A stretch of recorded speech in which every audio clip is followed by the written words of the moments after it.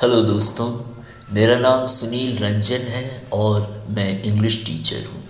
अभी मैं आपके लिए भोली कहानी का हिंदी में बड़ी दिलचस्प सी समरी लेकर आया हूँ और इस कहानी के लेखक हैं ख्वाजा अहमद अब्बास, जिन्हें शॉर्ट में के अब्बास भी कहते हैं। तो दोस्तों, भोली नाम की इस कहानी के लेखक ख्वाजा अहमद अब्बास हैं। ख्वाजा अहमद अब्बास एक भारतीय फिल्म निर्देशक, उपन्यासकार और उर्दू, अंग्रेज़ी और हिंदी भाषाओं के पत्रकार थे। उन्होंने भारत में 4 राष्ट्रीय पुरस्कार और उनकी फिल्मों ने अनेक अंतर्राष्ट्रीय पुरस्कार जीते। राष्ट्रीय एकता पर बनी उनकी फिल्में 7 हिंदुस्तानी और 2 बूंद पानी के लिए उन्हें राष्ट्रीय पुरस्कार से भी सम्मानित किया गया। भोली नाम की उनकी यह कहानी एक लड़की की है।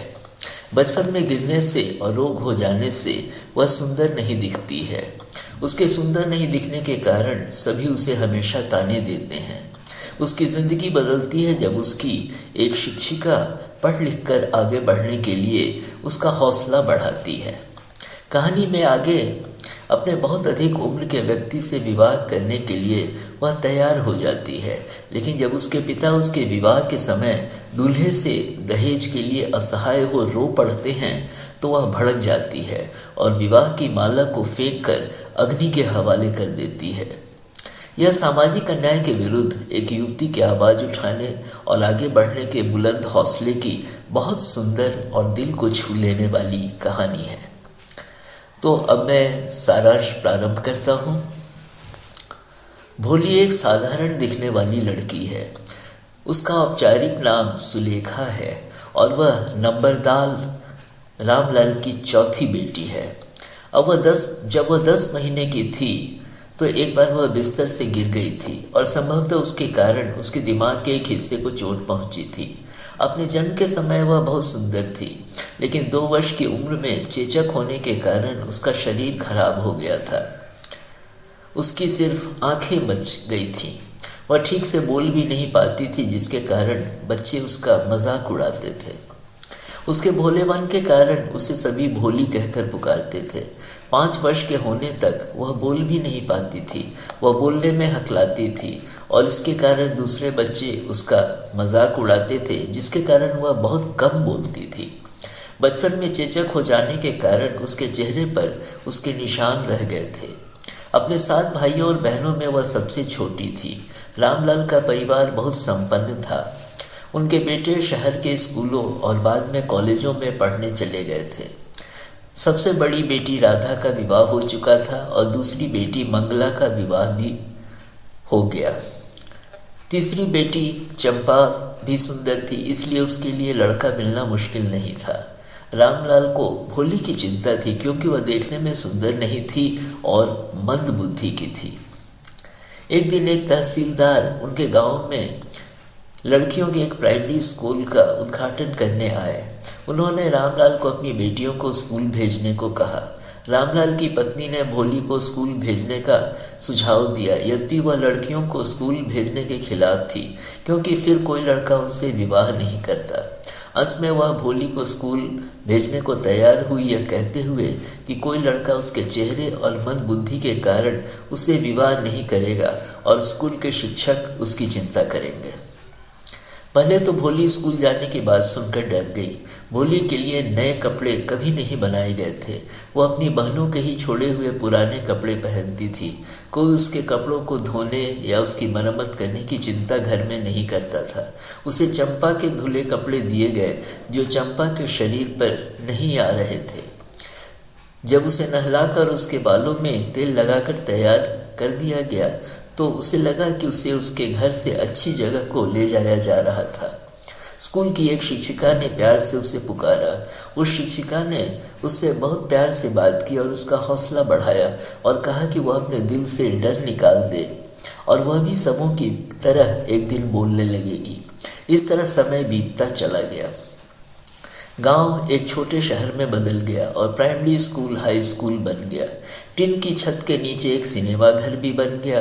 कपास की एक मिल भी चलने लगी और मेल ट्रेन भी वहां स्टेशन पर रुकने लगी। एक दिन भोली के माता पिता ने भोली का विवाह एक दूसरे गांव के एक अधेड़ व्यक्ति विशंभर नाथ नाम के एक संपन्न किराने की दुकान वाले से करने की बात की, जिसे भोली ने सुन लिया। विशंभर नाथ गाजे बाजे के साथ बारात लेकर अपने संबंधियों और मित्रों के साथ आया। रामलाल ने सपने में भी नहीं सोचा था कि उसकी चौथी बेटी का विवाह इतने शानदार तरीके से होगा। भोली की बड़ी बहनें उसके भाग्य को देख ईर्ष्या से भर उठी। लाल सिल्क वाले दुल्हन के लिबास में सजाकर भोली को अग्नि के सामने लाया गया। विशंभर नाथ के एक मित्र ने उसे दुल्हन को माला पहनाने को कहा। विशंभर नाथ ने घूंघट उठाया और भोली को देखा। उसके हाथ रुक गए। उसने शर्त रखी कि यदि भोली के पिता उसे 5,000 रुपये देंगे तो वह विवाह करेगा। रामलाल की विनती के बावजूद विशंभर नाथ नहीं माना। इस पर भोली के पिता रोते हुए अंदर गए और नोटों का बंडल बाहर लाकर दूल्हे के पैरों पर रख दिया। विशंभर नाथ के लालची चेहरे पर जीतने वाली मुस्कान थी। फिर दुल्हन के चेहरे से घूंघट हटाया गया। इस बार उसकी आंखें झुकी हुई नहीं थीं। वह सिर उठाए अपने होने वाले दूल्हे को देख रही थी। उसकी आंखों में नहीं गुस्सा था और नहीं नफरत, बल्कि सिर्फ धिक्कारने का भाव था। विशंभर ने माला को दुल्हन के गले में डालने के लिए उठाया, लेकिन जब तक कि वह ऐसा कर पाता, भोली का हाथ बिजली की चमक जैसी तेजी से उठा और माला को फेंक कर गिराते हुए आग के हवाले कर दिया गया। भोली उठ खड़ी हुई और उसने घूंघट हटाकर फेंक दिया।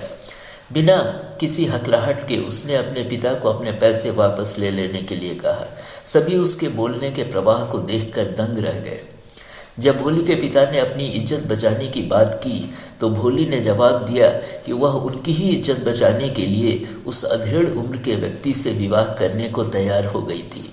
जब एक बूढ़ी महिला ने उसे बेशर्म कहा तो वह भड़क उठी और उसे उस हृदयहीन और लालची व्यक्ति से विवाह करने की बात बोली। वह बोली कि अब वह गूंगी गाय नहीं रही। रामलाल दुखी और निराश हो सिर झुकाए जमीन पर बैठे रहे। धीरे धीरे विवाह की अग्नि बुझ गई और सभी चले गए। फिर जब रामलाल ने भोली को कहा कि वे क्या करें, क्योंकि अब कोई भोली से विवाह नहीं करेगा, तो भोली शांत और दृढ़ रही और फिर बोली कि वह अपने माता पिता की बुढ़ापे में सेवा करेगी और उसी स्कूल में पढ़ाएगी जिसमें उसने इतना कुछ सीखा था। उसकी शिक्षिका एक कोने में खड़ी सब कुछ देख रही थी। उन्होंने भोली को ऐसा करने के लिए शाबाशी दी। उनकी मुस्कुराती आंखों में संतुष्टि की वह ज्योति थी जो किसी कलाकार को अपनी किसी कलाकृति के पूरा किए जाने पर होती है। तो दोस्तों, इस कविता का सारांश समाप्त हुआ और यदि आपने मेरे चैनल को सब्सक्राइब किया है तो थैंक यू, और यदि आपने नहीं किया है और यदि आप करते हैं तो आपके लिए मैं समय समय पर अच्छे क्वालिटी वीडियोस बनाकर लाता रहूँगा। Thank you.